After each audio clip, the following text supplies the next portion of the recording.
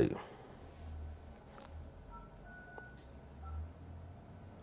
Drama फिल्में देखते हुए बच्चों को फीड कराना। आजकल माएँ अपने बच्चों को दूध पिलाते हुए ड्रामे फिल्में वगैरह देखती हैं, तो इनके असरात क्या बच्चों पर पड़ेंगे, इस बारे में वजाहत फरमा दें आरिफ अंसारी इंडिया से। जी बिल्कुल पढ़ सकते हैं, यकीनी तौर पे पढ़ेंगे नहीं पढ़ेंगे मैं तो ये नहीं कह सकता, लेकिन गुनाह के असरात मुताद्दी होते हैं, बेबरकती होती है, तो इसलिए ये काम नहीं करना चाहिए। वैसे ही ड्रामे फिल्में देखने चाहिए और फीड कराते हुए और थोड़ा एहतियात करना चाहिए। जुमे का खुतबा निकल जाए तो क्या नमाज हो जाएगी? जुमे के दिन जुमे का खुतबा निकल जाए फिर हम जुमे में शामिल हों तो क्या जुमा की नमाज हो जाती है? यूनुस साहब गुजरात से। जी नमाज तो हो जाएगी, लेकिन खुतबा छोड़ने का गुनाह होगा।